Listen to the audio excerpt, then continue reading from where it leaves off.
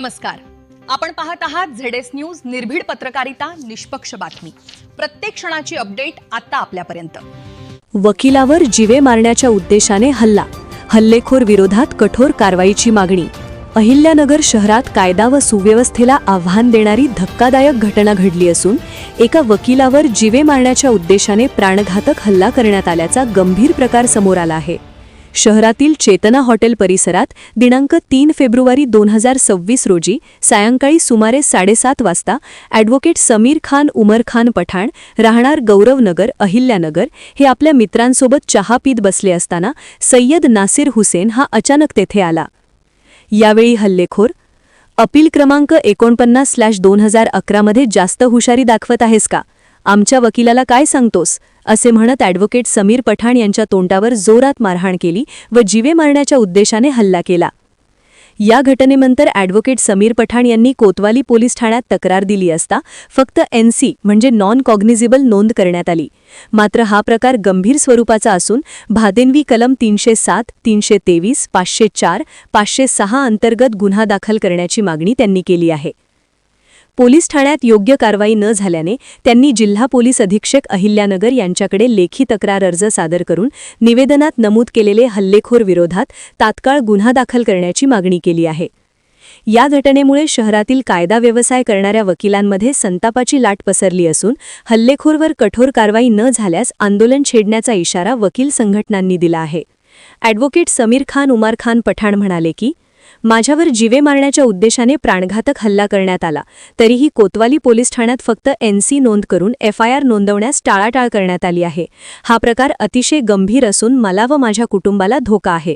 यावेळी वकील बांधवांनी सांगितले की, अहिल्यानगर शहरात वकिलांवर अशा प्रकारे प्राणघातक हल्ले होणे ही अत्यंत गंभीर बाब आहे. न्यायालयीन कामकाज करत असलेल्या वकिलांच्या सुरक्षिततेचा प्रश्न निर्माण झाला आहे. जर या प्रकरणात नासिर सय्यद हुसेन याच्यावर तात्काळ भादनवी 307 सह कठोर कलमांतर्गत गुन्हा दाखल करून अटक करण्यात आली नाही तर आम्ही जिल्हाभर आंदोलन छेडू व काम बंदचा निर्णय घेऊ, असा इशारा यावेळी वकील बांधवांनी दिला. पोलिसांनी तात्काळ भादनवी 307 सह कठोर कलमांतर्गत गुन्हा दाखल करून हल्लेखोरवर कारवाई करावी, अन्यथा मला न्यायासाठी आंदोलनाचा मार्ग स्वीकारावा लागेल. माझं नाव ॲडव्होकेट समीर खान उमर खान पठाण. मी राहणार पंचपीर चावडी, अहमदनगर. मी या कोर्टात मागील 15 वर्षापासून प्रॅक्टिस करत आहे. माझ्या दिनांक 3/2/2026 रोजी जागणीची रात्र होती. त्यावेळेस मी आणि आमची मित्रमंडळी आम्ही चेतना हॉटेल, फुल सौंदर्य चौक येथे चहा पित होतो. त्यावेळेस आमचा विरोधक नासिर सय्यद हुसेन, राहणार पंचपीर चावडी, हा सडनली हॉटेलमध्ये आला आणि तिथं त्यांनी मला शिवीगाळ केली, दमदाटी देत होता. तेव्हा मी त्याच्याशी पण बोलत होतो. पण त्यावेळेस त्यांनी काय केलं, सडनली एकदम माझे मुस्कडीत मारल्यामुळं माझं जे होठ आहे ते पूर्ण फाटलेलं आहे. त्याच्यामुळं मी त्याला म्हणजे माझी मित्रमंडळी त्यांनी मला सोडवलं, त्याला हाकलून बाहेर लावलं. पण त्यावेळेस मला रात्रभर ब्लिडिंग झाल्यामुळं मला सानप हॉस्पिटलला ॲडमिट केलं आणि तिथं माझं पूर्ण ट्रीटमेंट चालू होती. त्यामुळं मी 2 दिवस बेड रेस्टला होतो. आणि तो हा दम देत आहे का तो ऑलरेडी कोर्टबर्ड आहे, त्याचे अनेक केसेस कोर्टात चालू आहे. तो हाच म्हणतो का वकिलाचं मर्डर झालं तरी काय होत नाही. आणि समजा तू जास्त हे करल, या प्रकरणात जास्त लक्ष घालल तर तुझं पण काटा काढल. कंटिन्यू जीव मारण्याची धमकी देत आहे तो. पोलीस स्टेशनला त्याच दिवशी गेलो होतो. तिथं ठाणे अंमलदार होते, त्यांना मी सांगितलं का असं झालंय सर. त्यांनी माझी फक्त NC घेतलेली आहे, तर म्हणे हत्यार रिकव्हरी नाही आहे. मी त्यांना दाखवलं का मला म्हणजे गंभीर जखम झाली सर, मसोड्यामधनं पूर्ण ब्लिडिंग होते. तर त्यांनी मला इव्हन लेटर पण नाही दिलं का तुम्ही तिथं जाऊन हे करा म्हणून, मेडिकल सिव्हिल हॉस्पिटलला. मग मी तिथनं कंप्लेंट देऊन स्वतः जाऊन तिथं मेडिकल करून आलो सर. आणि त्यानंतर मला रात्रभर ब्लिडिंग असल्यामुळं मी सानप हॉस्पिटलला ॲडमिट झालो होतो. आणि सतत तो हा सांगतोय का हे जे आहे प्रकरण, जे आमचं वाद चालू आहे, तू प्रकरण मागं घे, नाहीतर मी तुला असं करल, शिवीगाळ, हे ते कंटिन्यू चालू आहे सर. माझी मागणी अशी आहे का त्याच्या विरुद्ध कायदेशीर पूर्ण कारवाई व्हायला पाहिजे. आणि त्याच्यापासून माझ्या जीवाला धोका आहे सर. त्याचे भाऊ, त्याचे काका आणि इतर जे आहेत त्यांचे लोक आणि त्यांनी काय केले सर, याच्या अगोदर पण आमच्या विरुद्ध केला होता. म्हणजे तुम्ही आम्हाला इथं 6 फूट सोडा तरच आम्ही तुम्हाला हे केस मागे काढल. पण आम्ही त्याच्यात निर्दोष सुटलेलो आहे. म्हणजे काही ना काही तो आम्हाला त्रास देण्याच्या बेतच असतो सर तो. तर माझी एवढीच विनंती आहे की त्याच्यावर कठोर कारवाई व्हायला पाहिजे. 3/2/2026 4 दिवसापूर्वी जे आमचे वकील बांधव आहेत समीर पठाण सर यांच्यावर 7:37 एका चहाच्या दुकानामध्ये जो हल्ला झाला याचा तर प्रथमतः मी निषेध व्यक्त करत आहे. आणि असे हल्ले हे वकिलांवर नेहमीच्या नेहमी होत असतात. पण काय होतं की आज घटना झाली, उद्या सगळे वकील लोक विसरून जातात. पण हे कुठपर्यंत चालणार आहे? आणि जर आपण विसरत गेलो तर हे जे आरोपी आहेत हे निर्डावलेले आहेत. आणि हे आज आम्हाला अशा धमक्या देत आहे की बऱ्याच वकिलांचे मर्डर झालेले आहे. मर्डर म्हणजे काय?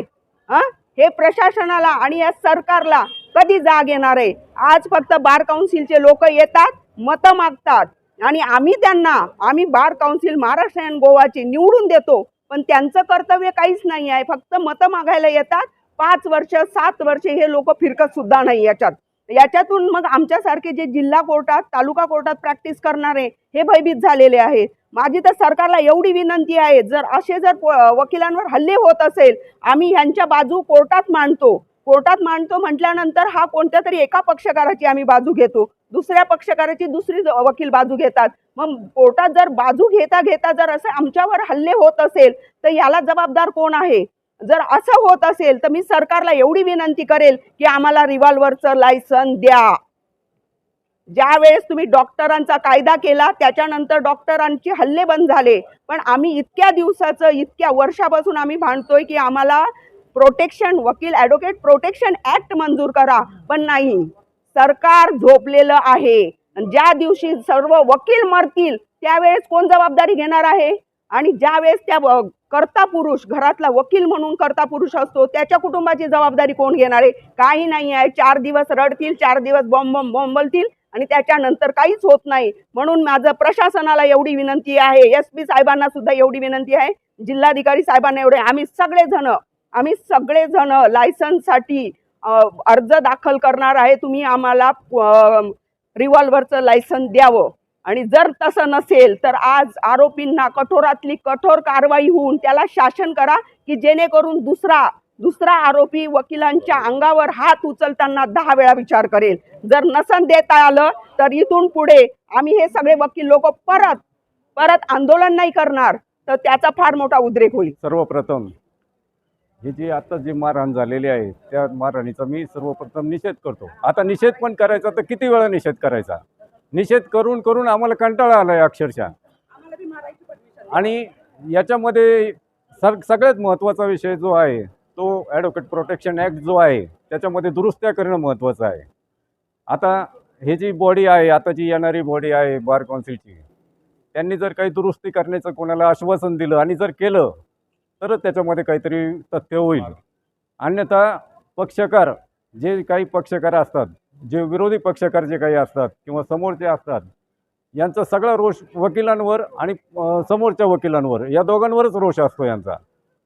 सगळीकडे भांडणं करून यायचे ना आमच्यावर हे करायचं, त्यांचा रोष काढायचा. हीच परिस्थिती सध्या आहे. माझं वारंवार हीच विनंती. आता सातपुतेंना पाथर्डीच्या मारहाण झाली आता 2-3 दिवसापूर्वी. त्याच्या आधी ॲडव्होकेट बागल यांनाही शिवीगाळ केली, काही कारण नसतं. आणि हे अशाच जर मारहाणी शिवीगाळ जर काही होत असेल, धक्काबुक्क्या, तर वकिली करण्यात काहीच तथ्य राहणार नाही. याच्यासाठी सगळ्या वकिलांनी एकवटून मागं लागून तो ॲडव्होकेट प्रोटेक्शन ॲक्ट जो आहे त्याच्या दुरुस्त्या त्या करून घेणं गरजेचं आहे.